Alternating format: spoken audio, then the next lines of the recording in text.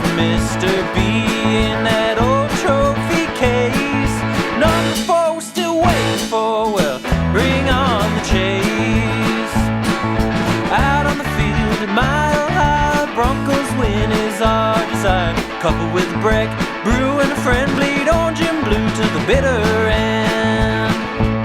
Come and join us, DNVR. We are DNVR. We are DNVR, and we are live from Studio A here on a Tuesday. The A stands for... atrocious. Agonizing. Offense. Oh, I was trying to move the page. I was going to say, like, are the Broncos about to start their playoff run? There we as go. Kareem Jackson Okay, has then suggested. the A is for aspirational. Oh, because nice. that's what that kind of statement feels like right now. It does feel a little bit aspirational, but aspirations are good. We'll talk all about it here in a second, but first a shout out to MSU Denver Online, our presenting sponsor, msudenver.edu/online, the place to go to scope out all they have to offer, and they have a lot to offer. We're talking 750 total classes, 45 plus online and hybrid programs. There is no better place to go than MSU Denver if you are looking to further your education and work a full-time job, because MSU Denver students work twice as many hours as students attending any other Colorado institution. So go over there, msudenver.edu/online, to see everything they have for My you. boys, what's up? And guys, some good vibes this morning. Justin Simmons winning Walter Payton Man of the Year for the Broncos. And then also Quinn Meinerz and Mike Boone winning angry runs. I mean, that's now a Oh, I starter haven't seen that. and a backup running back getting two backup running backs for the Broncos getting angry runs. That's just how the Broncos roll around here, I guess. So wait, Quinn is he going to get the, what do they call it, the scepter? I think they're going to share it. Mike Boone and Quinn are going to share it because, of course, Quinn was just mauling guys and just pushing Mike Boone all the way. Can we start our own segment just called Angry Blocks for Quinn Meinerz? Oh, yes, it would just purely be him. Yes. Yeah. He is, man. I love that. And I love that angry runs now just runs in the family for the Broncos. Curtis Modkin's got to take some pride in that. Two Oh, different running absolutely. backs this year with an angry run. And honestly, Melvin Gordon, got to feel left out of the party a little bit. He's going to have to, maybe he's going to run a little harder this week trying to get one of his own. Both of the guys are George Payton pickups too. They So sure you think are. George Payton feels pretty proud of seeing Boone and Javonte, and of course now Quinn Meinerz, also a George Payton pickup. That is. Well, and when we look at Javonte, when we saw Boone in the game, we said, wow, he is running with the exact same philosophy as Javonte Williams. That's contagious. It is contagious, and he's a little bit faster, so it looks even more exciting. Like when you see someone moving that quickly and want to lower their shoulder on someone. More Mike Boone. I don't care how you do it, and this is it's almost a catch-22, right? Because we're like, more Javonte. And so then they give it to more Javonte, and I'm like, well, more Mike Boone, but I'm not saying you should take Melvin Gordon out of the rotation because he's been really good. I don't want to take carries away from Javonte to give them to Mike Boone, and I don't want to take them away from Melvin Gordon either. So just more run plays. Well, here we go. In Cleveland, they were talking about, do you get Nick Chubb and Kareem Hunt on the field at the same time? Mm-hmm. Why not? and talk? Dearness Johnson. Yeah. Why not Power talk? on. Yeah. Why not talk about getting at least two of these guys on the field together more often? Man, And I because the love other that. thing with Javonte is still coming along as a pass protector, but we know Melvin Gordon is a very good pass protector. Yep. So Melvin Gordon can presumably block for Javonte. Javonte could block for Melvin from time to time. I'm just saying, at this point, the offense after what we saw Sunday night, let's try some different things here. Well, what I'm saying is after what we saw last night, let's just do the Bill Belichick, Josh McDaniels formula. Let's just run the ball, and that's how you get touches to Javonte, Melvin, and Mike Boone. Just do that. Look at that. The Buffalo Bills, a great defense, couldn't do anything about it. I mean, they could do things about it. They only gave up 14 points, but they couldn't do enough about it. They gave up 250 rushing yards. They couldn't do anything about They it. did, but at the same time, you had a couple of passes dropped by Dawson Knox and you had Matt Breida with that fumble. I mean, it would look. It was a good. It was a good saying game. the Bills' Right, defense right, couldn't do right. anything. They gave up 250 rushing yards. Yeah, and they gave up less than 300 yards for the game total. look, they allowed the Patriots to do what they did. Buffalo still can blame themselves and their own mistakes for losing that game. It was a good game plan by Belichick, but Buffalo has to look at themselves, especially on the offensive side, and say, we screwed that up. Well, yeah, I was just talking about the defense. Did you guys see salty Sean McDermott after the game? No, but I did see the interaction with the reporter and Jordan Poyer and Micah Hyde. Did you see that? Yes, Yeah. I think the salty Sean McDermott's even better. Really? Yes. See, yes. because I was on the safeties side there. I thought that was kind of a bush league question. So explain exactly what the question, because I heard it was how the question was framed, and I didn't see the question itself. Yeah, the question along the line was like, that's the first time since 1945 or whatever that a team has won a game with so-and-so rushing attempts and so-and-so passing attempts. Are you embarrassed by that? Oh, wow. Yeah. Oh, wow. And that was like a follow-up to someone else's question that had And he was already just kind of pushing it. and he like drove the knife in, and then like I felt like it was like a little, he crossed the line a little bit, and then afterward someone kept rolling, and as they were walking off, like Micah Hyde was like, hey man, like we sit up here, we answer your questions every single week, I try to do so respectfully, but like have some respect or something like that. Yeah. And the reporter chirped back, in my day people would answer that question. Oh, I didn't hear the chirp back. Yeah, Oh, yeah. wow. In my day, so probably not a young fella. No, Sullivan's been around for a long time, and sometimes I hate to like put this on having an old school mentality, but there are some in the media that have been around a long time that really don't suffer an answer like that. They don't, at least not suffer it well. Yeah, I thought, not a good look. There's ways to frame But questions. here's the thing. That is an interesting factoid, but it's not something that really makes for an incredibly relevant question all the time. Or you don't ask if a guy's embarrassed by it. Okay. Right, and that's a leading question. It's not even a good way to ask a question anyway. You just ask like, how does that make you feel? You know what I mean? Like at least that puts it in their hands, and they can say like, look man, the weather was crazy, we all dealt with the conditions, it led to a weird game. Or you ask, kind of say, all right, like, this is something unusual.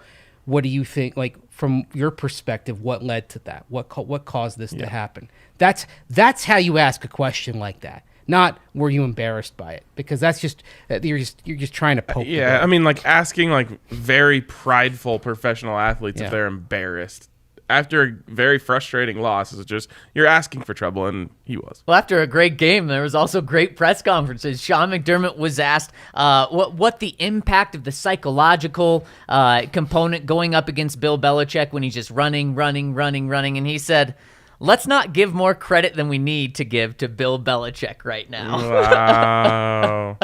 That's interesting. And he said it pissed off. I mean, I will say, like, they just kept running the ball. It's not some novel idea. Well, it was windy, and their quarterback, is a young quarterback. It kind of is not a big arm. Psychological disadvantage. I mean, kind of a mind game, I should say. Like, when are they going I could see that. to have play action here? Right, I could see, like, eventually they're gonna throw it. And you saw the Bills' defense adjust to that. At first, they were playing like a little run heavy, and then by the fourth quarter, in the third quarter, it was like 11 guys in the box. As it should be. Yeah. That's what you have to adapt. I mean, I really thought when we saw the first quarter and the Patriots weren't passing, I thought, all right, maybe they'll pass with the wind in the second quarter. That's what Peyton kept saying. That was the shock that they didn't do that, because I mean, I even tweeted out before the game, it's a little bit like that day in Senior Bowl in January where Mac Jones, when he went against the wind, couldn't put anything on it.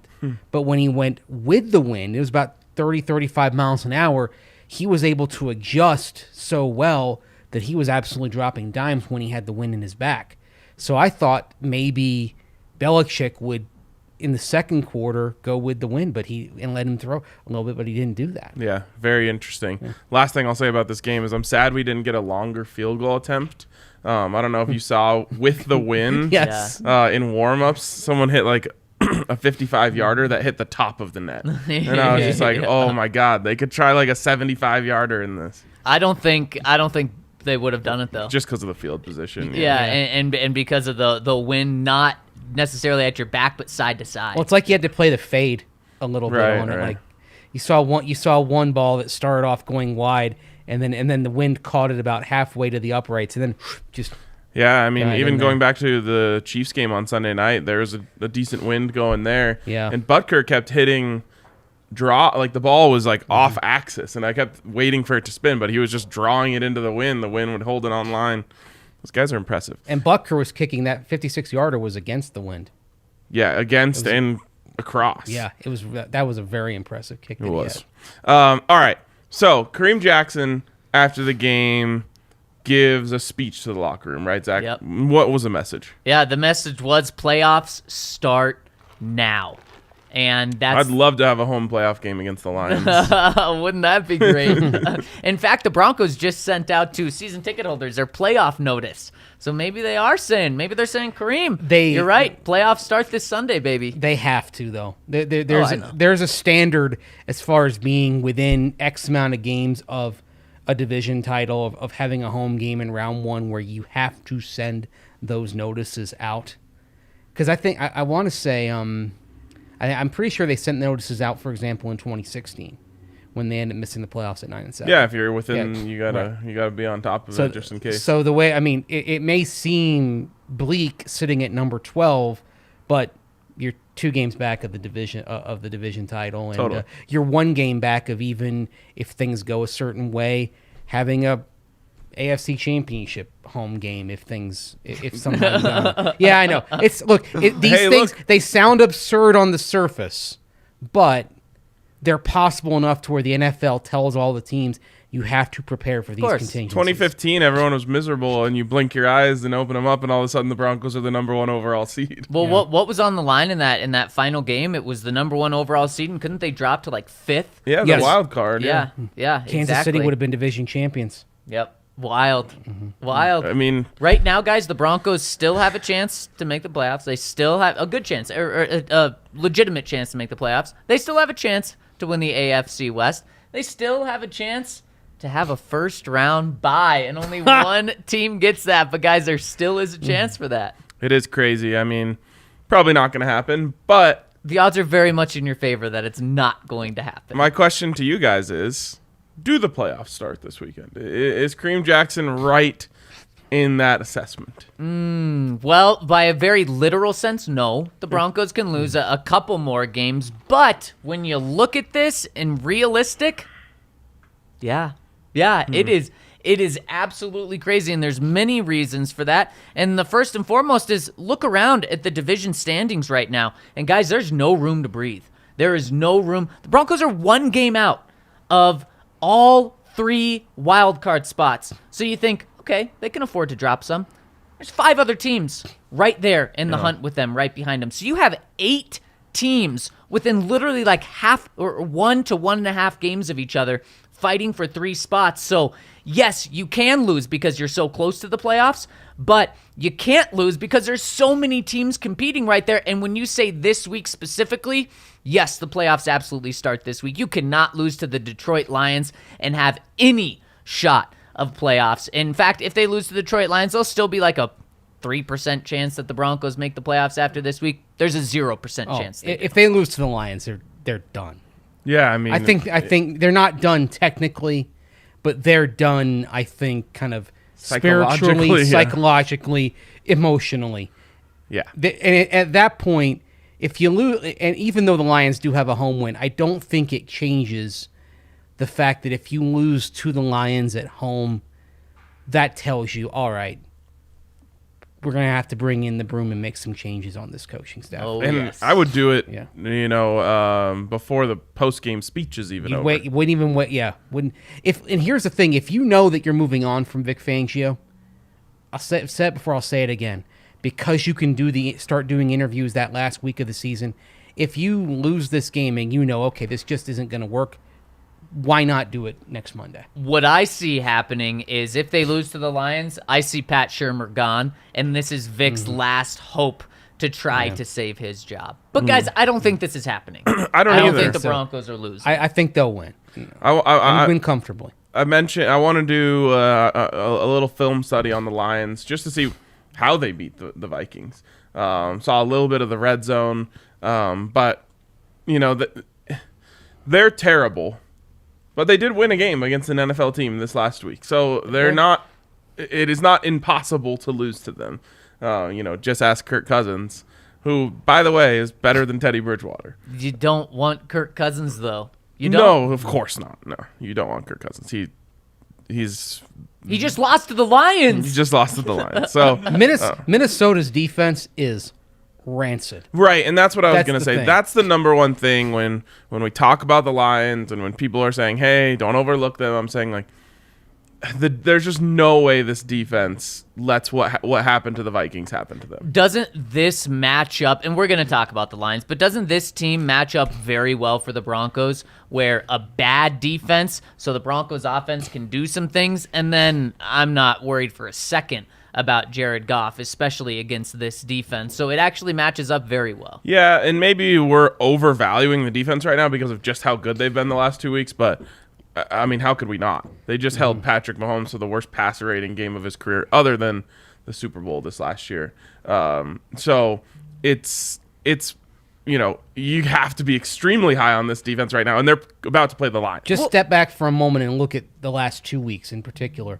Justin Herbert, Pat Mahomes, defense accounts for 16 points allowed in one game, 13 in another. So you're allowing fewer than 15 points a game. And oh, by the way, bunch of those points for the Chargers were garbage time points. Well, Right.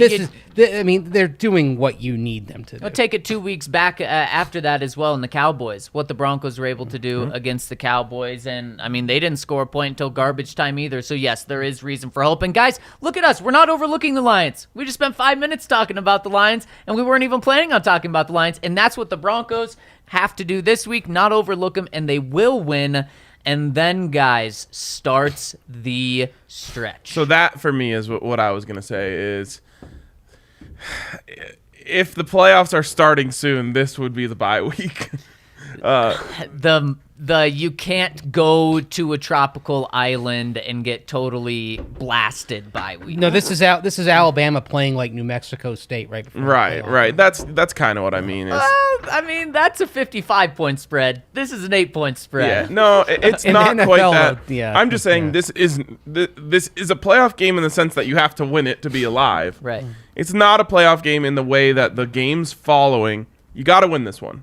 Basically, this to me is win and you're in to the playoffs. You see what I'm saying? So this is week 17. You got to get it because It's your NBA 4-team round robin to get those Right. last two. So really quick, a question for both of you. What's more difficult? Let's say the Chiefs, and I don't expect this to be the case, but let's say the Chiefs have everything locked up and they are playing for nothing in week 18. What's an easier game? This week at home against the Lions? Yes. Or week 18 against the Chiefs? 100% this week. This week. I would literally rather play the Lions every single time than the Chiefs with All whoever is their backups. quarterback, Chad Henne. Well, remember last year in the fourth quarter when the Broncos were getting stomped by the Chiefs scrubs in the fourth quarter were beating them. Well, and that just shows It's just scheme. that It's a great shows scheme. how bad the Lions are. And yes, they are 1-0 in their past one game. Broncos are 0-1, but they are still 1-10-1. Yes, they are not good, and this defense should have their way with them to the point where it doesn't really matter what the offense does.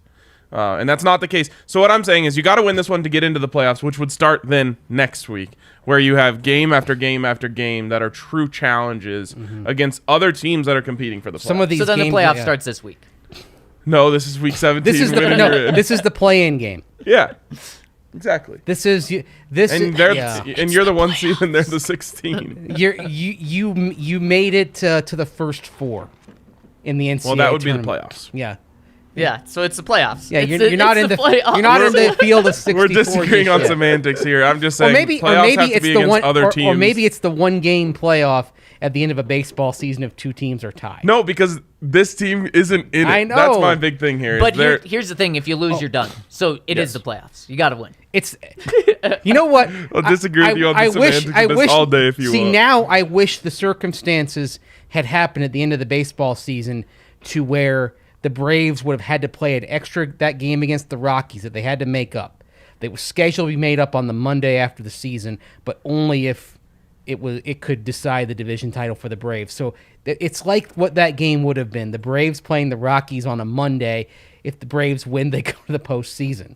And the Rockies having to drag their asses out to Atlanta to play a game that meant nothing to them, but everything for their opponent. Now we're that's on to it. That's actually what we have. And that's the playoffs.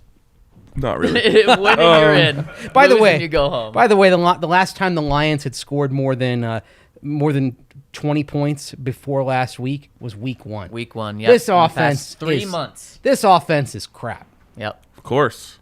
Yeah. And, I mean, there's no reason that they should honestly even score double digits against this Broncos defense. No, absolutely not. Absolutely not. Unless they sleep too hard. Yeah, and it honestly, man, what an embarrassment that would be. Honestly, even just letting the Lions hang around, the only way that happens is if you do overlook them, and that would be a huge indictment of the whole team. It absolutely would. Players and coaching staff. This is the playoffs. No, just kidding. There we go. It's the playoffs. You can't overlook anyone. You can't overlook anyone. They're just not good enough. The other thing is also, I mean, this game, the other reason why I wouldn't say it's the playoffs just yet is because this game really, believe it or not, it's not an elimination game. I mean, because it'd be loss number 7, you could still get there. But you get beyond this, you're starting some of those games, like that Raider game in week 16, for example, that game may well be an elimination game, as in losers done. So Mace, when we started this conversation, you said if the Broncos lose this game, they're done. They're done, So kind of that's like the we said, playoffs. psychologically, It's the playoffs. spiritually. It's the playoffs. Yeah. There we go. And guys, speaking of overlooking things, boy, did I overlook the weather last night when I gave out my DraftKings Sportsbook pick of the week. Same. So But I did you. retracted. I retracted on bets. I don't know. But, yeah, that weather was crazy. Of course, Ryan and I both lost our DraftKings Sportsbook pick of the week. I expected the weather to not be good. I didn't expect it to be, like, horrendously bad, and boy, did it make for a good game. And so if you followed my advice, well, you got to get back over to DraftKings Sportsbook to make that back up. And guys, if you signed up last night and you bet $1 on a point to be scored, yes, there were points scored in the game. You got $100 in free bets, and that offer still stands for DraftKings customers. When you go and you use code DNVR over at DraftKings Sportsbook, and you spend $1 on any team in a game, and they score a point in the game, there's any points scored, which will happen in every single game this weekend, you get $100 in free bets. So head to the App Store now, download the top-rated DraftKings Sportsbook app now, and use promo code DNVR when you sign up to turn $1 into $100. Must be 21 or older, Colorado only. New customers only. Restrictions apply. See DraftKings.com/sportsbook for details. Gambling problem? Call 1-800-522-4700. And I do want to just give a quick plug for our bet show that we do every day. Absolutely. 3:30 every day, or most days at 3:30, and live on YouTube, just like right here. But yesterday we had that game absolutely read like a book. The first thing I said is, I said on the Broncos show this morning that I liked Mac Jones' completions. I'm taking back everything I said. I saw the weather, and then we said take the under and take the Patriots because they're the team that was better at running the ball. And that's, I mean, it's exactly what happened, right? The Bills had to force themselves into throwing it because they don't know any other way. They don't know how to play any other style of game, which is interesting for a team that is maybe going to have to deal with more conditions like that. And a team with a running quarterback as well. Why weren't you setting Josh Allen up more? I would, yeah. To take off? That was When a he had- massive coaching failure. Yeah, I mean, it might have just been a survive and advance game for them. Like, don't get hurt. Brian Daboll did not clothe himself in glory last night calling plays. No, I don't think so either. Guys, they're the 7th seed right now. I mean, the Bills are slipping. And the Patriots are the big 1 time. seed. Yeah. Yep. How about that? Took them 1 year to rebuild. The Bills, I think, are the biggest. I think the Bills are the biggest underachievers in football this year. That team should not be 7-5. Yeah, I mean, they've got the number 1 rush defense in the NFL before last night. Seattle will be right up there, but in the AFC, I totally agree. At least Seattle has the excuse of losing Russ. And they have a for bad bunch of roster. games. Yeah. They just have Russ. Got Russ, though. I know. You shouldn't be that bad with Russ. But, yeah, I mean, the Bills, they've built that team and given, the only thing they've never done is, like, tried to acquire one of those running backs, and I just don't understand why. Regardless of who it is, I just feel like they've been so complacent at that position when there's been options out there that seemed like upgrades. Well, let's say the Broncos don't bring back Melvin Gordon. Right. Wouldn't he make a hell of a lot of sense for that team? Yep. Yeah, I mean, there's a lot of guys that have been floating around that I'm like, oh, Bill should get that guy. That'd be great. They just don't do it. Anyways, also want to give a shout out to the bar right below. So you got to come down here, come hang out, come watch games here. It's always a blast. Got another doubleheader coming on Wednesday, Nuggets and Avs. Those are always fun to come down here and check out. We've always got game sound on for one of the games. It's always a fun time meeting other people that you know from Twitter. You've seen them online. Everyone's kind of mingling, having fun. You can, of course, mingle with us. Everyone, that came out for Sunday Night Football, I assume, had a good time other than the Broncos offense. But it's always great to come. So come on down. Come have Breck Brew, whatever else you love, and hang out with us out here at the bar. Did the fans end up turning on the team toward the end of the game? Not really. Okay. No, it was pretty electric in a very positive, fun vibe way. Yeah. Wow. Okay. I think there was this hopeful, optimistic feeling coming into it, and then people just started having a good time, hanging out with everyone, and by the time the game was out of hand, it was no one was surprised, and so it was just frustrated, but people seemed to still be having a good time. Yeah. Okay. Yeah. Cool. How many beers did you have Sunday night? How Me? many Breck Brews? Yeah. Oh, 3. Okay. I'll tell you, some people were crushing them, though. I'd love to see it. Yeah. We had Breck beer towers. We have some of Oh, those. yeah, the towers were flowing. I had too much fun at the Chargers game, so I toned it back for the post-game No show such on thing. Sunday night. Well, of course, you can get those Breckenridge brews here at the DNVR bar. We got the full array. Although I don't think we said we don't have Christmas ale here, but you can get Christmas ale pretty much anywhere. Yep. Right now, any liquor store, any grocery store, whatever in Colorado, you can get those kegs of Christmas ale. If you want to find out where to get those, go to the Breck Beer Locator on the Breckenridge Brewery website. You're gonna find the nearest spot to you. You're probably not too far from some place you can get Christmas ale. I saw it in Kansas City at a grocery store on Saturday. So plenty of places where you can get some of those delicious Breckenridge brews, especially the Christmas ale for the holidays. We got a little nip in the air early this week. We're gonna have snow at the end of the week, so it's perfect time for some Christmas ale from Breck Brew. Yep, absolutely. It is, and man, it's time for some December weather football. That's what the Broncos are going to have after this week, potentially. We'll see. And guys, that 4-game stretch after this week is huge. They play all 4 teams that are either in the playoffs or in the hunt. 3 of them right now are in the playoffs, and they start with the Bengals at home. Who knows what the Bengals are? I mean, just as we can't figure out who the Broncos are, Cincinnati cannot figure out who the Bengals are. And right now, the Bengals 6th seed in the AFC. They're one of those 3 teams tied for that the 3 final wild card spots. The Chargers, Cincinnati, and Buffalo, all 7-5. And of course, the Broncos just 1 game behind them at 6-6. Yeah, I was going to say, if you look at the records of the games after the Lions, of the teams they play, 7-5, 6-6, 7-5, 8-4. Yep. Just all teams right there in that big pile up in the middle of the AFC. Obviously, the Chiefs are starting to pull away just a little bit, but that's why to me it's you can't lose this one. So it's kind of has that playoff vibe, but it's not. Starting next week, those are all playoff games, true playoff games with 2 teams who are fighting for their lives.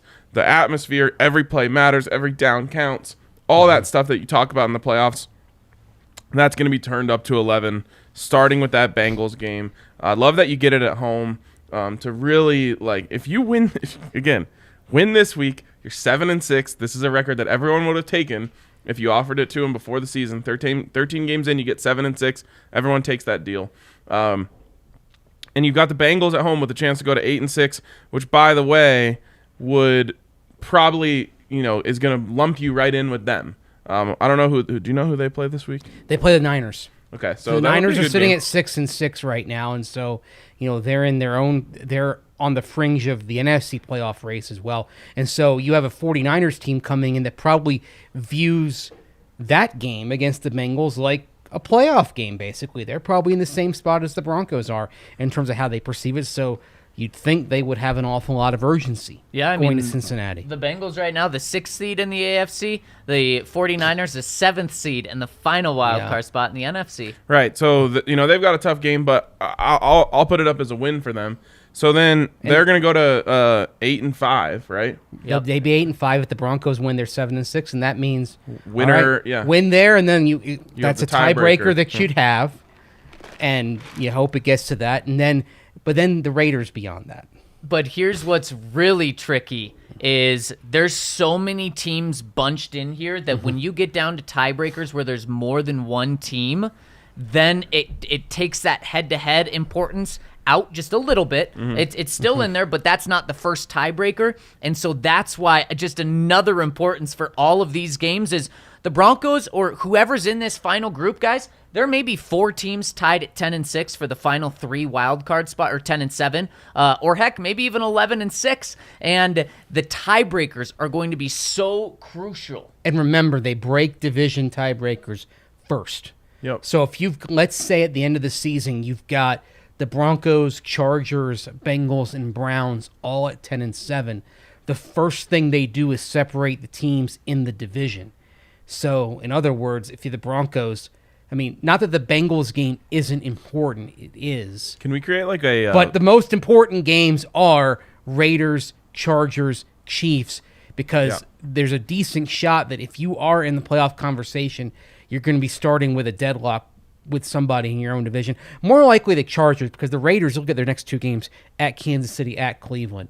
Now, the Raiders went down to Dallas and won, but the overall trends for the Raiders, they've lost 4 of their last 5. Including the loss of the football team this last weekend. Predicted by me. That was that's the only one I got right. We need to create like a PEMDAS acronym for tiebreakers. Parentheses, exponents, multiple. It's a nightmare. There's no even coming up So it's like with that. head-to-head, division, HD, common opponents. C. But then you have to do it for if there's a 3-way tie. And everything just gets jumbled up. There are too many consonants to have a real good acronym there, I think. So looking at this schedule, 5 games left, 3 in the division, all 3 in a row at the end there. What do you think the Broncos' record has to be to make the playoffs? If you want to guarantee it, no, not to guarantee it. This is 10-7. Get in if this happens. I think they get in at 10-7, but with all of these other teams here, guys, I can't guarantee that. I can't say if the Broncos are 10-7, they're in. That's why if you want to guarantee it, 11-6, and that means the playoffs absolutely start now. You have to win 5 straight, but I think the Broncos can drop 1 and end up being 10-7, but it's going to be key about dropping the right one if you're going to drop it. And you got to hope and pray that Kansas City either has the number 1 seed locked up, which I don't think they're going to do, or they just have their spot in the playoffs locked up so that when you play them in Week 18, they're not playing for anything, and that is closer to a gimme game. The best game to lose strategically would be the Lions, NFC opponent. Yes. But guys, just like we said at the beginning of this pod, if they lose this week to the Lions, they're done. Of course. Yeah, that's the thing. But you look at also the other teams and how there are games against each other. Like let's take, for example, Cleveland sitting at 6-6. They've got it. They go their next few games. They go Baltimore, Raiders, Packers, Steelers, Bengals. So you see there, Raiders, Steelers, Bengals are other teams that they have to face that are in the playoff mix. And so similar to the Broncos, you've got these schedules that ensure that they guarantee somebody's going to win, but somebody's going to lose unless there's a tie. So, right. Yeah. So that's one of those things that I think may keep teams from breaking away, and why you may be talking about 10-7 being good enough to get you in at the end. And so what you have to hope for is that the teams at the top really pull away from everyone else instead of coming back to the pack. And you hope that the teams at the bottom, like the 6-6 Browns, that they're the ones that bottom out. Yeah, exactly. You're rooting for the Chiefs, believe it or not. At this point, you are. You're saying the division has sailed away. The Chiefs go Raiders, Chargers, Steelers, Bengals, Broncos. So literally, they're facing teams all in that cluster. You want the Chiefs to just keep on winning. It's kind of crazy to me when I look at the schedule. This makes no sense. The game that gives me the worst feeling is the Raiders game. It's the day after Christmas. It's on the road. It's the Broncos have just like a propensity for those holiday games going wrong. Well, wait, why do you say that's crazy? Because I was thinking about this just last because night they're too, the and second worst team left. they beat your brains out in Denver earlier this year. Derek Carr's still going to be playing really hard, and like you said, it's on the road. It's a weird game coming after a holiday, guys. The Chargers game outside of this Lions game, and assuming the Chiefs are playing for something. That's the easiest one in those final four. Look, Vic Fangio is great against Justin Herbert and slowing him down. Mahomes. Yeah, exactly. And so that game. I shouldn't say I'm not worried about. The Broncos can absolutely lose that game, but when you rank these games, that one's the easiest one. It's just weird. I mean, you could come out of this Lions Bengals stretch, back-to-back home games, 8-6, just riding high in that game. Because if you get the Raiders game after that, then you're 3-game winning streak going into the final stretch. You probably need to just split them. You're feeling great. But if you lose that, then all of a sudden your backs are up against the wall. You're going up against Justin Herbert and Patrick Mahomes in the final 2 games. That one, it could be a banana me. peel game. And now the thing is with the Raiders, since the Henry Ruggs incident, since the accident, since the car crash where he was drunk and they cut him, their offense for the last 5 games hasn't gotten to 20 points. Terrible. I mean, basically that Thanksgiving game in Dallas looks like the aberration that we got the Raiders back to their offensive norms against Washington. Still the only game they've won without Henry Ruggs in the last 2 years. And now you've got at Kansas City, at Cleveland. And look, this has been the year of unpredictable results, but yes, these are 2 games where the Raiders are going to be the underdog. So there's a very real chance it's 8-6 versus 6-8. And that could be kind of dangerous if because the Broncos, they could take them lightly at that point. If that happens. Again, if they don't beat both the Lions and Bengals, we're not having this. And this is why, to put a bow on this is why Kareem Jackson gave this speech this week. Yeah. Because the Broncos are not good enough, and they're not in a good enough position to overlook anyone at this point. So he is getting ahead of this, right? He's trying to say, we have to win out if we want to make the playoffs. And it's a good message to have, even if it's not necessarily true. They cannot have a misstep. They can't, go party in Vegas on Christmas night and come out flat the next day. Like, these are the types of things that they just can't afford at this point. They have to come in sharp in every single game. I really think they probably need to win the next 3 to feel really good about their position. Because I don't think they're gonna beat the Chargers and Chiefs in the last 2 games. So here's why the playoffs start now. And Ryan and Mace, if they beat the Lions, if they beat the Bengals, if they beat the Raiders, they win these next 3, and they are sitting at 9-6. You know what their playoff odds are? 3-game win streak, 9-6. 60%. Yeah. 65%. 50. A coin flip. At that point, after beating 3 straight teams, after beating 2 teams in the playoffs, it's still a coin flip. Yep.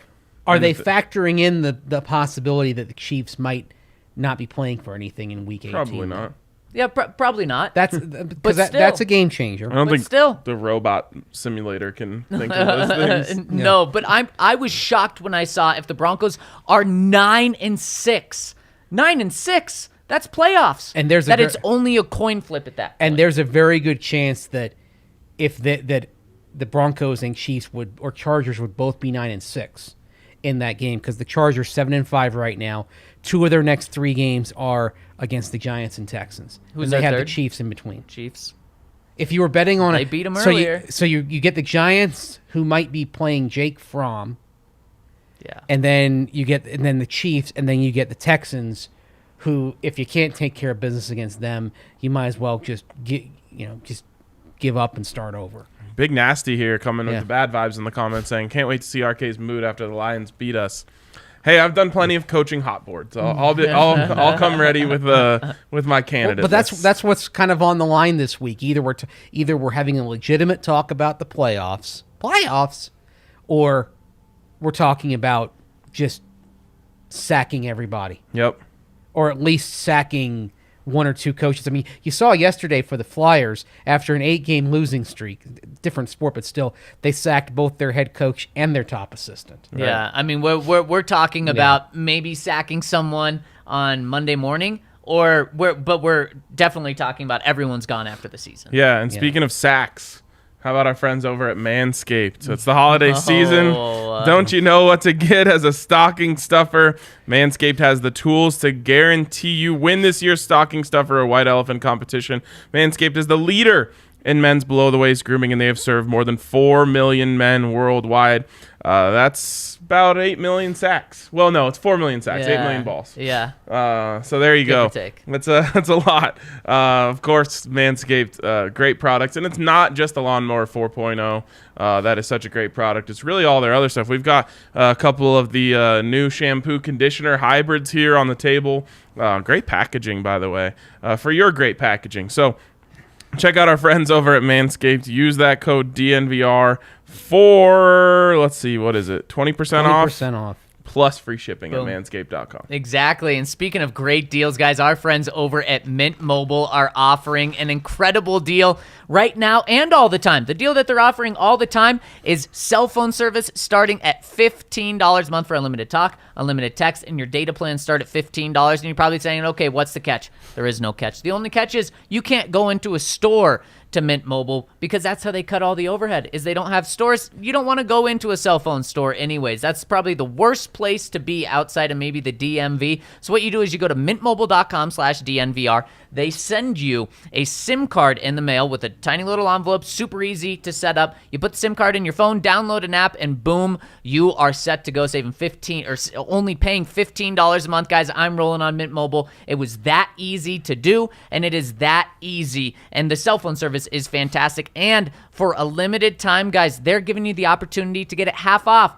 Buy 3 months, and you'll get the next 3 months free. I mean, it can't get any better. You're already saving like 75%, and then you take 50% off of that. So go check them out at mintmobile.com/DNVR. Like I said, I'm running on it now. Super easy to set up and saves you tons of money. That's mintmobile.com/DNVR. Of course, you've talked about taking care of your balls earlier, Ryan. Mm-hmm. And we're talking about getting a great deal from Mint Mobile. Maybe you want a great deal in terms of where you work and what you do. And a way to get that great deal would be by joining the team over at Ball. Of course, they've got their aluminum can production facility right there in Golden, and right now they're looking for production technicians. If you want to get the full description, you can go to jobs.ball.com and search for Golden, but kind of here are the bullet points. A production technician works on the front line of the aluminum beverage can production process at Ball's plants. There's a $27.39 wage to start off per hour, with potential for increases at 6, 12, and 18 months on the job. You're responsible for machine adjustments on high-speed production equipment, and you're part of the production team, both in quality and meeting operational goals for volume. And if you're a production tech at Ball, I mentioned that you get salary increases potentially at 6, 12, 18 months. You get eligible for bonuses. You're eligible for benefits right away, and there is growth built into the job. Many production techs become maintainers, which is the next step up, and employees who started off as production techs have gone on to other roles in operations and management. Of course, Ball is a great place to work. Zach St. Julie will tell you all about that. The aluminum can business is booming because aluminum is infinitely recyclable. So I'm going to take this can when I'm done. It's in my koozie, put it in the recycling bin as soon as I'm done with this show, and that aluminum will keep being used. Maybe that aluminum will end up over at the Ball plant in Golden. So if you want to join Ball's team today, text Golden to 77222 and you'll be linked to open positions, or go to jobs.ball.com and search for Golden. That's jobs.ball.com and search for Golden, or simply text Golden to 77222. All right, boys, let's jump into the questions from the listeners. First, do we have any super chats, Kill? Nope. No super chats. All right, let's jump into the questions from the listeners. Also, just we love your super chats, but we have a lot of questions to get here, so maybe don't leave them today. But do hit us with a thumbs up if you're over on YouTube. And if you're watching on Twitter, jump over to YouTube. It's a better stream, and the chat's also a lot better, and we'd really appreciate a thumbs up. There we go. All right, let's jump in. Who's first? First one from Chicago Bronco 86. That was definitely a disappointing game, but it doesn't really change who this team is for me. They've got a lot of young talent and good defensive scheme, but an average quarterback and bad offensive scheme. Altogether, an inconsistent fringe playoff contender. The real question is, what's the best move for the future? Wilson and Rodgers are definitely the best options, though giving Tua a year is intriguing. However, if those aren't possible, I want Denver to take advantage of their stock of second and third round picks to take another shot at one of these quarterbacks in the second or third. If none of them separate themselves with the understanding they will jump on a quarterback next year in the first round if possible, or if the guy doesn't flash, then they have a first rounder and 3 other top 100 picks to fortify the Lions and maybe add to the secondary. I'd replace Vic, but if they don't, they have to bring in an offensive mind and essentially make him the head coach of the offense. Thoughts? One thing I really don't like in there, and that is using a second or a third round pick on a quarterback. You can do that if you have the guy already or if you need a good backup, but your plan cannot be a second or a third round quarterback. That I really don't like that. That's where Chicago Bronco lost me on it. I mean, if you've identified a quarterback that you value enough, then take those second round picks or some combination of picks, go to the end of round 1, get him, and then if it works out, get that 5th-year option. But the thing, This is in addition to having Tua? No, this is Or is Tua. his plan. Oh, okay. Right. I thought the plan was get Tua. No. And No. Okay. No. no, Tua. If you get Tua, you're giving him a year, and then saying, all right, if he's developing, fine, we'll stick with him. If not, then we're going to go back into the draft pool. Yep, just like yesterday, I said that's my maybe the ideal plan. If you don't land a veteran, is you trade some of the 2022 draft capital for 2023 draft capital, so that if Tua doesn't work out, boom, you can go get your guy. Yeah, I mean, yeah, I'm on board with trying to stock up for not this draft, but the next one. Yeah. The problem is, like, a guy like Bryce Young is probably going to end up going number 1 overall. Yep. And so that team wouldn't trade the pick in all likelihood. Unless it's a situation where someone who drafted a quarterback, who's going to draft a quarterback this year, that quarterback ends up not being great and they flounder, but they flash in the second half of the season, so they're not ready to move on from him, and you can give up a haul to get that number 1 overall pick. Or somehow do what the Giants, Jets, and Eagles did, and you get someone else's first-round pick, and then that team does so bad. Guys, those 3 teams each have multiple picks in the top 10. In the top 10, it is insane. We could see a run of 6 picks in the top 10 where 3 teams are making those picks. The Broncos Really had the opportunity to be that team, but remember, they chose to take Pat Surtain. And Surtain is playing great, but they did have the opportunity when the Bears were calling to have the Bears' first-round pick next year. They also had a chance to draft Mac Jones. They did. Yeah.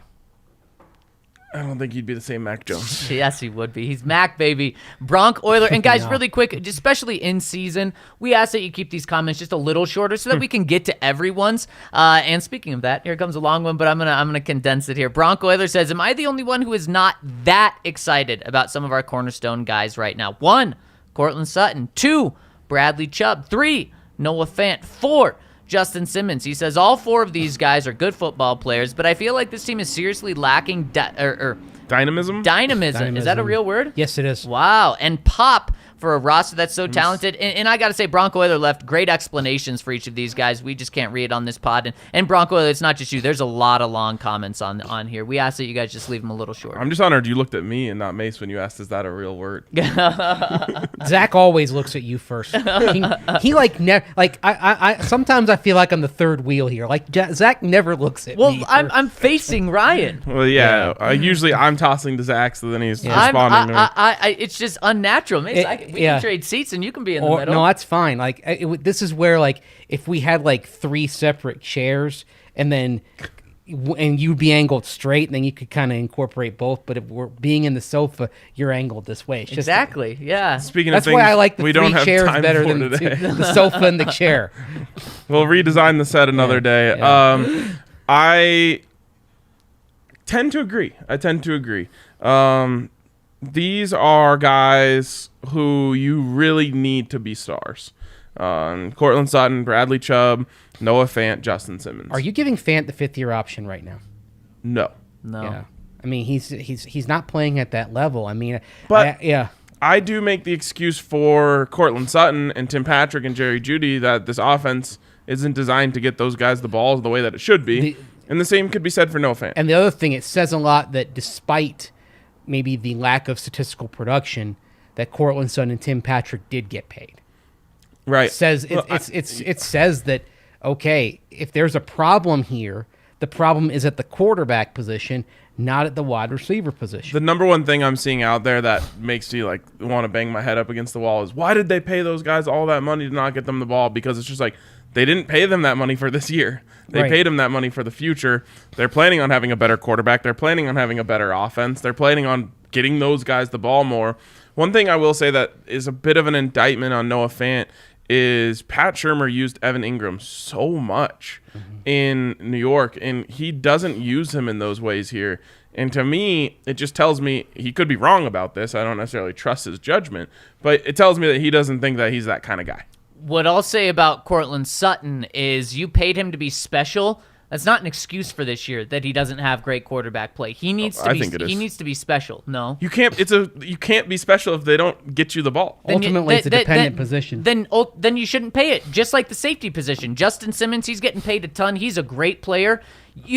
I don't even know if it's worth paying the safety position special money. If you're going to pay Cortland Sutton special money, no, you don't. You don't get a pass. You get a pass if you're a second-round wide receiver playing well and with average to bad quarterback play. If you are special, getting paid special money, you have to be special. I'm not saying 100 yards per game. Is he supposed to throw the ball to himself? 105 yards in 5 games. But what is it? Is he dropping passes? He's not. How open was he? How much separation was he getting against Kansas City? I'm just saying it's not a full excuse. I think if they get the quarterback position figured out, we'll look back and say, yeah, that was a fair excuse. Well, I think every wide receiver, when they get an elite quarterback or get the quarterback position quote unquote figured out, you're seeing no name guys that work with good quarterbacks that are balling out. Well, I mean, your argument should be against paying wide receivers on the Broncos right now, not necessarily. I mean, that's what it is. Yeah, but then when they pay those guys, I expect them to be special if they're getting special money. Yeah, I just don't think they have that opportunity right now. Well, then it's a bad deal. Then that's a fair take. But that comes in with this, a cornerstone guy.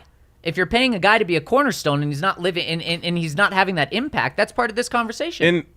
And I think it is a part of this conversation. So anyways, on the whole there, Cortland Sutton, Bradley Chubb, Noah Fant, Justin Simmons, these guys aren't making big, impactful plays on games right now, and you need them to. And it's crazy the impact that George Paton has had in such a short time, because every week we're talking about his guys. We're talking about Stephen Weatherly more than we're talking about Bradley Chubb. We're talking about Javonte Williams more than we're talking about anyone else on offense. We're talking about Caden Stearns more than we're talking about Justin Simmons. And obviously there's something to like rookie shine.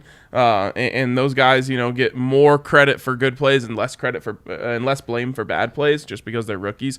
But there's something to be said here of these guys. You need them to be game changers. And none of them are right now for various reasons.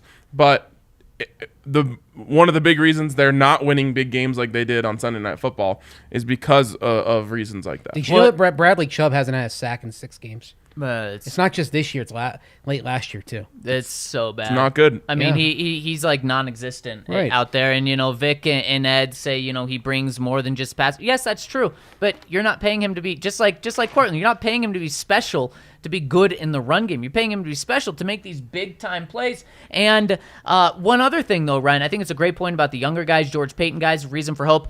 But now Cortland Sutton and Justin Simmons are George Paton guys because he has now put his stamp of approval on him. Fair. But I'm just saying, on the whole, I agree with the point.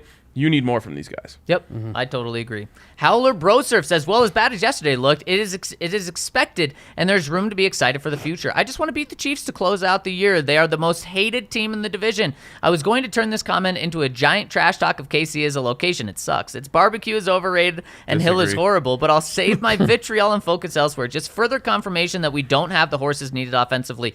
Short of getting Wilson, I'd love to have Teddy to mentor a rookie next year. I think that could be his ideal role. He's a consummate professional who I think tries his best, just not it. If Vic turns things around, more power to him, but I'd like to see Bowles as offensive coordinator next year. Garrett Bowles. Yes, exactly.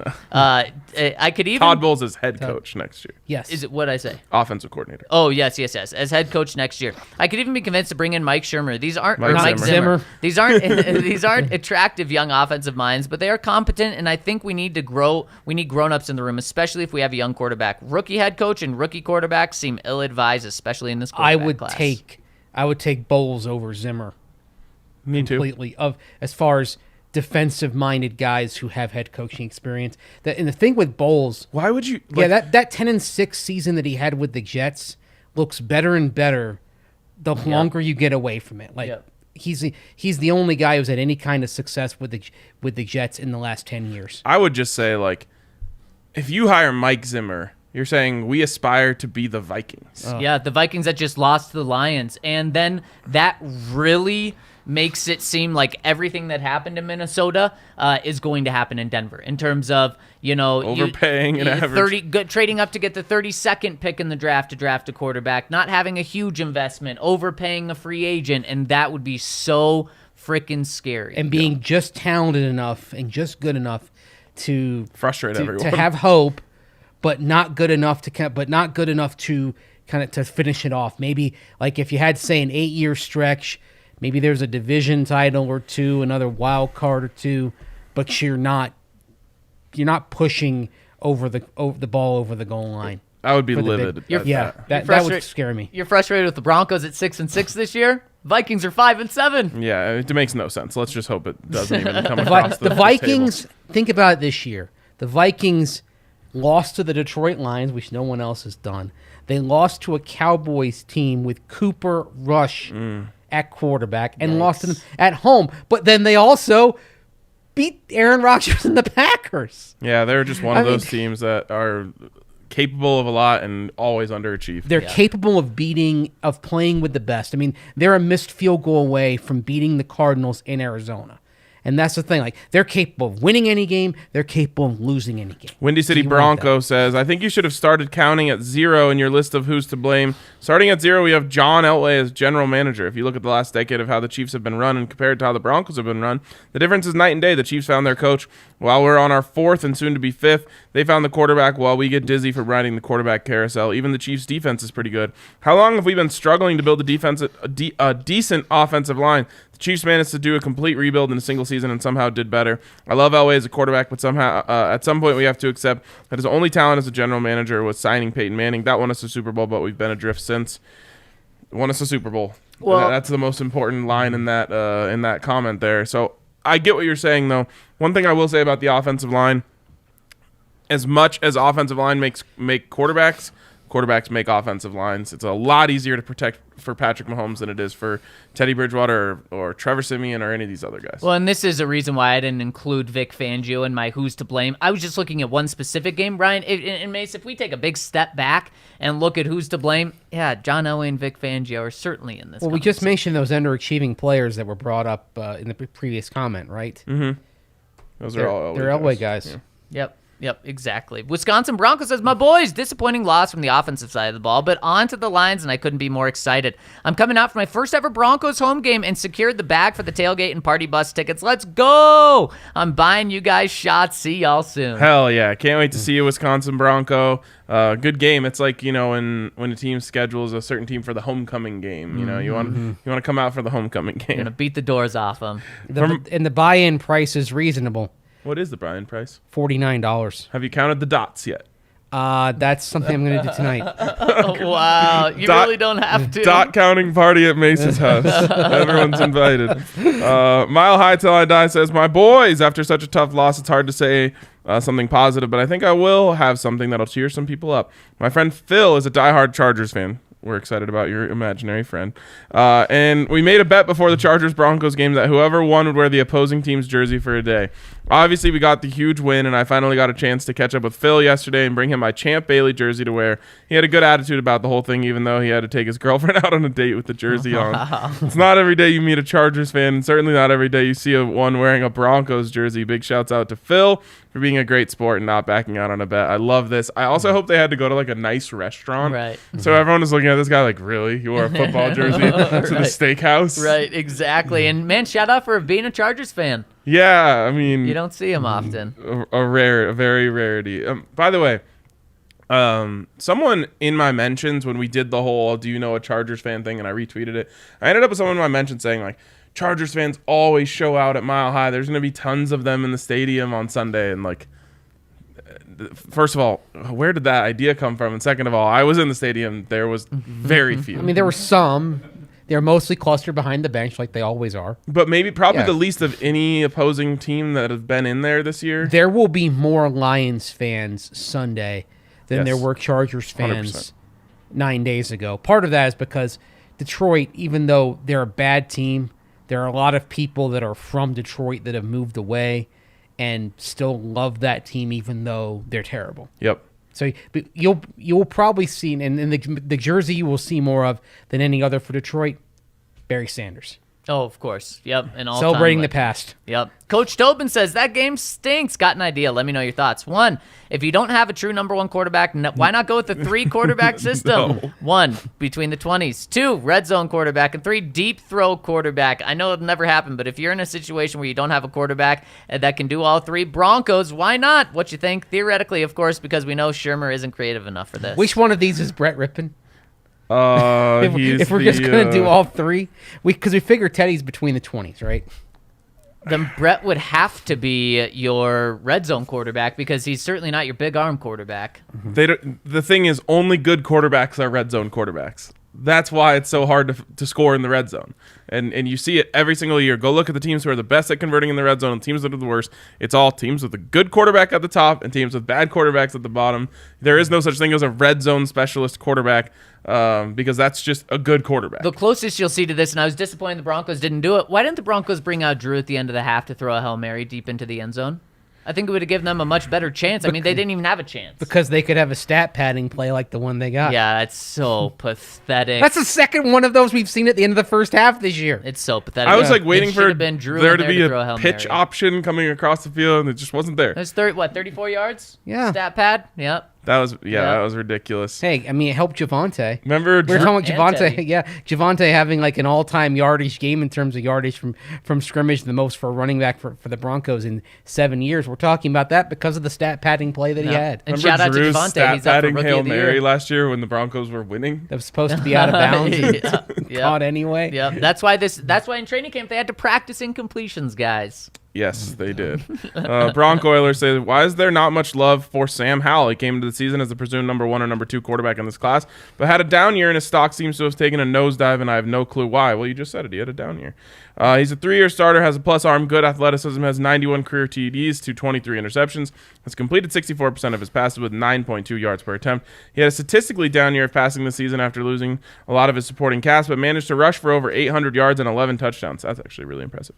If I had to bet on any of these guys based on their body of work and skill set, I'd bet on Howell, and I could see him playing effectively in many schemes. I think if there's a mid-first round pick, he'd be worth the pick and possibly even trading up. Where do you guys stand on Howell? I think that's where he settles mid-first round. The big thing, though, is took a lot of sacks this past year. Yes, you can put some of that on the offensive line, but he is trying to kind of keep plays alive, and I think he's probably got to improve his discretion a little bit. He actually has to learn sometimes to throw it away rather than keep it alive in a dissolving pocket and take the sack. And I think that's one thing that's concerned.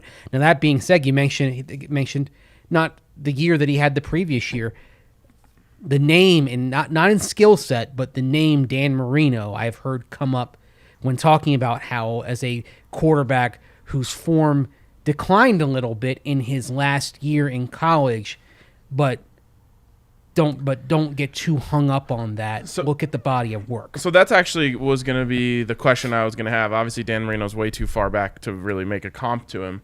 And but skill I- set, they have different skill Right, sets right, anyways. right. It's more that here's a guy who's senior for Howell Junior season, but here's a guy whose last year was not what people were expecting. Right, and I'm trying to think of other guys like that. Drew Lock is one. Drew Lock was a guy who I remember talking about him a year ahead of his draft, saying like that's probably the guy who's going to be the best quarterback in next year's draft. Then he takes a bit of a step back his senior year, new offense, like he seemingly always had to deal with, and then he falls out of the first round. And obviously it hasn't gone great for him in the NFL. Trying to think of other guys. Was Josh Allen? Did he have a little bit of a statistical step back? I feel like he was little bit, big yeah. junior year and then stepped back a little bit. He had that game to start the season against Iowa where Wyoming played up in Iowa City and struggled. That was kind of a litmus test game going up against a Big Ten defense and was under pressure. He had a couple of passes dropped, if I recall correctly. The guys there was a lot of letting Josh Allen down in that game, I thought. The guys who are actually popping most recently used to be a big-time cautionary tale, which was the one-year wonders. But Joe Burrow, one-year wonder. Mac Jones, one-year wonder. Kyler Murray, one-year wonder. Those guys have actually been popping lately. And maybe that makes you think about Kenny Pickett because Pickett was fine at Pitt, but then exploded this year as an elite quarterback. I think what this shows, guys, is you shouldn't try to cluster these into he's good, he's bad. There's guys that only need 1 year to show that they're good. There's guys that can have a down year and be still good in the NFL. So don't let this make your decision, make or break. From Sir James says, to keep this short and as vague and friendly as possible, it really irritates me when a member of the media is essentially state-sponsored propaganda for a team. However, it is much more enjoyable when RK absolutely dunks on them in a quote tweet. Seriously, well done, sir. No idea what you're talking about. I'm glad someone else pointed out the lack of awareness by Dumpster Juice Bridgewater checking down on a free play. If you didn't believe before that moment that he doesn't have it, then you more than likely are either related to him or a complete masochist. Finally, Javonte Williams is both my spirit animal and my patroness. Patronus. I read his Patronus, yeah. What is that? Yeah, exactly. That's what I would have expected. Yeah. You know what? It wasn't just the check down on a free play. There were a couple of times when I was watching kind of Teddy closely and on Sunday, and literally you would see him look off the safety to take a shorter pass. Usually you're looking off the safety to try to get a push downfield, right? Yeah, he actually I think teams are catching on to this, and it might be something he's done his whole career, but I've noticed it a lot the last couple of weeks. He always stares right, throws left. Like that's his go-to move, and it is better than just stare left, throw left. But it's almost like so predictable now. The defense is just when they see him look right, they're not even biting on it. He just right, left, right, left. It's an interesting little like tell that he has. I wonder if teams are going to start sitting on that more. He's going to have to change it up to be successful. Yeah. Vivid Swing says, what a disappointing loss, but there's reason for hope. At least the optimism in me says so. It's frustrating that the offense let a golden opportunity to seize control of the division slip away, but it looks like the defense is starting to play consistently good to great defense. Let's assume a win over the Lions next week. Then the Bengals at home. They haven't been exactly consistently good. The Raiders are now back to being the Raiders, and you never know what can happen against the Chargers. If Shermer finally figures out that we need to run the ball and Teddy can play like he has for most of this season, I think the offense can produce enough against our remaining opponents. I know we are 2 games back in the division now, but is it so hard to see a scenario where the Chiefs come to town in Week 18 and another battle for the division crown? Chiefs' remaining opponents, the Bengals, Raiders, Chargers, Steelers, Broncos. Thanks for the great work as always. Well, Vivid Swing, you made a case for why the Broncos could win the remaining games, and then you said that all of those teams the Chiefs play. So I don't really see. I mean, yes, you can paint a picture where the Broncos are playing for the division, but I think right now Broncos are focused on wild card. I think the Chiefs are going to run away with it. Yep. I mean, they're already running away. Was it 5 straight wins for them now? Yeah. With their defense giving up now 10 points per game? By the way, like I think in Week 5 you could get them at plus 170 to win the division. How about that? That's wild. Yep. Hip hop, hooray! My boys, Sunday sucked, no doubt about it. The most disappointing thing was that the game was within reach for nearly 3 quarters, and then just like Thanos snapping his fingers, it was all over. Yesterday you talked about who is most to blame, and I could not help but notice a couple things. I felt like the play calling became so predictable, and Teddy was telegraphing where he wanted to go nearly every play. 2-point conversion to Noah Fant. Everyone knew watching at home it was going to him as soon as he went in motion. Teddy's incomplete to Tim Patrick in the end zone was on the near side. I was screaming at the TV when I see Cortland Sutton and Noah Fant with their arms up wide open. What do you think about that, Zach? One play. It's open. It's predictable offense right now is really killing us, in my opinion. I guess if it ain't broke, don't fix it. Logic doesn't apply here. That's it for now. Cheers, boys. Go DNVR. Wouldn't that be on Pat Shurmur? Getting like just a whole side of the field open? That's not on Cortland Sutton for like running an incredible route. No, seriously, if Noah Fant's wide open too.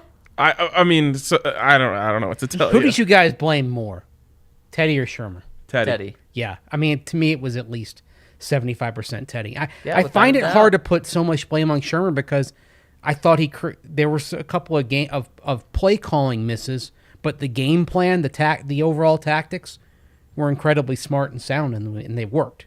They did what they wanted to do. Yeah, what was crazy to me is they ran the ball so well and weren't able to reap any of the benefits that come from running the ball well. They weren't able to get play action open.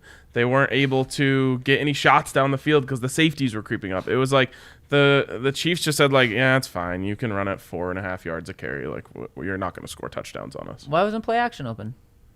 Oh, okay. Receivers are not getting open. Oh, is that it? Okay. You have examples? I don't know. Pig Tosser 66 again says Teddy is getting the broken down Manning treatment from defenses. Do not give them the sideline fade ball. Make them throw intermediate routes in the middle of the field, and you have the upper hand. And Teddy is obviously not PFM, so I don't see how they can overcome it. My question for you guys is, if we land an elite quarterback, is keeping Vic the 100% right call? Keeping the defensive continuity and letting him get this defense even better in 2022 would be worth it, especially if you have an elite quarterback who would cover any of Vic's head coaching warts, i.e. challenge flags, clock management, etc. Guys, I just have to say that this is you can't say that keeping Vic is 100% the right call in any scenario. So no. But I will say you can make a case for why that would be nice to have. You keep the defense running. If they're able to stay on the plane they are on right now, which is playing some of the best defense in the league, then that's going to be a really big feather in his cap. And yeah, if you're able to add Aaron Rodgers or Russell Wilson, which just, I mean, we're gonna have so much time to talk about this in the offseason, but it doesn't feel realistic to me right now. Maybe I'll change my feelings on that later. That shouldn't be what you're counting on. Right, exactly. Yeah. It seems dangerous to do so. Well, what I was going to say is other teams have more capital to trade for him. Let's say like Russell Wilson, for example. The Giants, as was mentioned earlier, they're sitting there with 2 top 10 picks right now. Right. They have more capital to offer and get a deal done than the Broncos do. I mean, the Giants could say, not only will we give you our 3 first-round picks, we'll just give you Daniel Jones as well, and maybe you see where he goes with 2 years here. Yeah, one thing I will say is, especially when it comes to changing the offense, I've learned to be more cautionary about it because guys who are playing well might not be as good of a fit in a different offense. And when you try to look at this offense right now and say who would be hurt by a new scheme, obviously doesn't mean it's all going to be better. But almost no one on the offense is even playing well right now. Not even on the line. Javonte Williams is the one that you say, like, okay, well, yeah, he's playing really well right now. He's playing well because he's just blowing up tackles. I mean, at one point in the game, he had 79 yards. 71 of them came after contact. That is not scheme helping Javonte Williams. That is Javonte Williams helping scheme. And even guys who are promising, like Quinn Miners, well, he missed the block on 4th and 2. Yeah, I mean, there's a lot of confusion going on, but that's what I mean. You can't point to anybody on the offense, even those guys who are doing fairly well, and say, well, it's all great. It's not. Just really quick for some clarification on that 4th and 2 confusion, since we touched on it yesterday. Vic Fangio talked about it yesterday. Yeah, Teddy. Apparently, Vic thought Teddy was supposed to be in shotgun. Javonte also thought Teddy was supposed to be in shotgun. But what Vic said is that means Teddy was supposed to be in shotgun. A lot of the time, though, Teddy goes up and talks to the center right before, and by the time Vic realized that Teddy wasn't going back into the gun, it was too late and the ball was already snapped. I guess I'll allow it. Because I could see that thought process as a coach. Always just going up to check the protection. Players can call timeout too, though. Teddy could have called timeout. But Teddy was the only one that was like not on the same page. Right, he thought he knew the play, Right. and everyone else was like, "Do I not know the play?" And if you can't sense that confusion in that scenario, take the timeout like that. And I know the temptation is to say, well, we don't want to give the Chiefs a chance to get our defense set. But if things are awkward and you can tell that not everybody's on the same page, I would have loved then Javonte to put run a stop to it. Javonte, obviously, right there, doesn't know the play, or thinks he knows the play, but obviously Teddy thinks it's a different play. I would love for him to run up and jump and tap him on the shoulder and say, "Hey, what are we doing here?" But I think that's kind of what Vic's saying is it all happened So once quickly. they realized that they were screwed. It was too late. So if Javonte would have jumped up, it probably wouldn't have been a false start. Yeah, which technically would have been better. Because then they would have kicked But the field goal. you don't think that in the moment. Right. Right. Exactly. Dan Burke says, "Hey guys, just wanted to get a temperature check of how confident you are with George Payton moving forward." Out of 10? Is that where we're going here? Sure. 7.5. Okay. 7. I mean, good personnel guy. But the quarterback is. That's the the number big one thing thing. holding me I'm back sorry. is this whole tenure of his is going to be predicated on can he figure out the quarterback. There's no evidence necessarily to say he can right now. And honestly, I don't want to be mean, so I'm going to put it at a 5, but I could honestly put it at a 2 because what if we found out if you don't have the quarterback, it doesn't mean anything? I don't know. I just simply don't know. I'm not saying he's bad with the quarterbacks, but if he's going to continue to go down the route that he has, giving up 6th-round picks for quarterbacks, then it's going to be a 2 because 20% of your team is the other stuff. And you know what? He, to me, is like 98% on all that other stuff. So in terms of non-quarterback, George Payton's fantastic. But the quarterback is all that matters. Even when it's Teddy Bridgewater's your quarterback, that's all that matters. I completely agree. I just have to give him a little bit of the benefit of the doubt because it's Fair. so early Yeah. and Yeah. he's hit on so much else. Yep. Beham Bronco, guys, super disappointed in our offensive incompetency on Sunday. However, at this point in the season, I've just decided to look at the future and enjoy the wins as or if they happen. Also, I'm getting married this weekend. Hey, Congrats. short story time. In the first few weeks of our relationship, my soon-to-be wife discovered that the Broncos were playing the Titans in Nashville. Yes, the AJ Derby fumble game. I had no plans to make it to the game despite the short 3-hour drive, but she immediately bought us tickets and I had an amazing time. I also met her parents on that trip, and it is this day one of what? To this day, To this day, one of the highlights of our relationship despite the loss. Here's to hoping my wedding weekend is capped off with the Broncos' beatdown of the Jared Goff Lions. Go DNVR, go Beham Bronco, and congratulations. Congratulations. By the way, is it the AJ Derby game? I would say Or is it that's- the Benny Fowler ball off the helmet game? Or is it the Aqib Talib, it's the Harry Douglas game. brawl game? 100%. It's the There it's the a Harry hell of a Douglas lot game. went on in that game. Man, I remember it as the Benny Fowler game because I remember the playoff implications that were on the line there. That's what I mean. That was, and really, that's the game I pointed to as when we were talking last week. Oh, it's the biggest Bronco game since Right. it was that Titan game. Right. That was the biggest game before. That's just my favorite Yeah. quote of all time, so I'll never forget. Pretty good. Oh. Alaska Preston says, my boys, do you think we're seeing Teddy play at his highest ability? I know that statistically he's having his best season, but obviously stats don't tell the whole story. Do you think that if the Broncos bring a new offensive coordinator in the offseason, we could see Teddy take a big step in his actual play? Or do you think Pat Shurmur has been doing a disservice by shackling him to Drew and Teddy? I want to blame Pat for bad play and bad play calling, but I don't want to be unfair and give him unfair blame.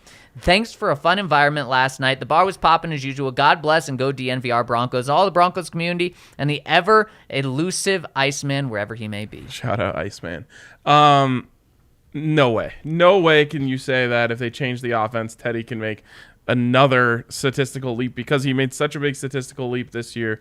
And one of those things that Pat Shurmur has in his resume is he takes very average quarterbacks and gives them good seasons. And that's what we're going to see happen with this year. Teddy, and that'll be another feather in Pat Shurmur's cap. Unfortunately, he has nothing to show for all these feathers except for some good money that he's made coaching. And the other thing, if you could step back and look at passer rating, Bridgewater's rating is nearly identical to what it was for the 5 games he played with Sean Payton stepping in 2019 and the pre-knee injury games in Carolina in 2020. But I do think this is the best you can This get is from him. this is this is probably his peak, but this may be slightly lower. This is who Teddy is. Yep, exactly. Hubiak says, what happened to Tani Muti? He was supposed to see the field way before Miners. Now Miners, who's supposed to have a redshirt year, is ahead of him. Well, he got COVID. He got on the COVID-19 list at the wrong time because there was an opportunity for him to play, and that's when he was on the COVID-19 reserve list. So instead, you go down to Dallas, and Quinn Miners ends up playing extensively, and then And Quinn's played really well. Miners has done nothing to lose the job. And he's a George Payton guy. Yeah, and to me, this is more of credit to Quinn Minor. It's not like Netani Muti's bad. Now, Netani Muti hasn't flashed as much as we had hoped. He also hasn't had the opportunities, but this is a good news for Quinn Minor. I think of it this way, like if you have your Madden team and someone gets injured and you get to put in like a 21-year-old rookie and he's developing really fast, or you can put in like a 23, I think Moody is, but he has injury prone and this, that, and the other thing. Like, you're going with the younger guy who's playing really well. You're just going to stick with him. Right, absolutely. And guys, I think final one coming in from Big Tony says, my boys. So obviously Pookie is a monster, and he proved that last night. Marshawn Lynch 2.0 is what I see. I can't even imagine the damage he's going to do whenever we get a real quarterback, and teams have to account for the pass too.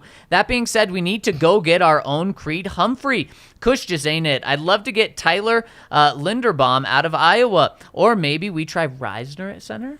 Reisner's been thrown around a lot for any open position on the line, and I'm to the point where I'm now open to experimenting. But he's also playing a little bit better, especially now that they've started running a lot more of those pull runs. I'll just say this: I think the leash on Cushenberry is probably tightening up a little bit. I think the other thing is what you do at center is also tied to quarterback. If you've decided to go rookie with a rookie quarterback, then I think you look at the free agent market. Like Brian Jensen's a free agent next year. I don't think Tampa Bay will let him go. Exactly. Colorado kid, McChesney has worked with him extensively. I don't think the Bucs would let him go. Right. But if somehow he's on the market and you're going with a young quarterback, pairing a young quarterback with a veteran center is ideal. One of the disservices done to Drew Lock was putting him with a rookie center in 2020. I agree. I was actually talking about this with someone on Twitter last night. Who knows if things would have changed for Drew, but man, he had a lot of things that just didn't exactly go his way. New offense, no offseason, wide receiver 1 goes down, rookie center, COVID year. Again, who knows if that changes things, but it definitely wasn't an incubator for a young quarterback. I do feel like the Broncos messed that up. These next 5 games, I think, are huge for Cush and for Dalton to show that they can be counted on as starters next year, that the Broncos need to replace them. All right, we got super chats, even though I specifically said don't leave us super chats. Maybe that's the best way to get super chats. I'll say that at the beginning of the next post-game show. This one's from Jelly. What does a Lions loss mean for Vic Fangio? We talked about this. I think everyone's done. He's loading up into the cannon to the sun. Yep, and it doesn't really matter, guys, if it's next week, if it's before those final 2 weeks of the season where Broncos can do interviews, he'll be gone. Probably a dead coach walking. Next one from Stadium Food Girl. Love y'all out of Vegas. What do we need to do differently at the Black Hole that we didn't do in Denver? Also, is TB just happier as a backup? Haha, talking about Teddy Bridgewater, not Tom Brady. TB5. What do we need to do different in the Black Hole? Boy. Defend the deep ball. It's got to be just limiting Derek Carr, which is... It helps that you won't have Henry Ruggs to worry about. The Broncos have had success playing bend, don't break against Derek Carr in the past, and they just broke in that game, and it was tough to watch. And the good news is the Broncos defense hasn't done that since. And there's no Henry Ruggs, who's the ultimate breaker on that offense. Because the Raiders did the previous 3 games have 37, 32, and 34. I think that changes. Something to not overlook, though, they did not have Darren Waller this past week. So if they have him back, that'll make it more difficult. Definitely. Yeah. What's next? From Jelly again, potential OCs for 2022. Joe Brady and is Dan Quinn a real option for head coach? Hashtag DNVR Big Dogs Wolf. So Joe Brady has had a great year with Joe Burrow. Joe Burrow appears to be the truth.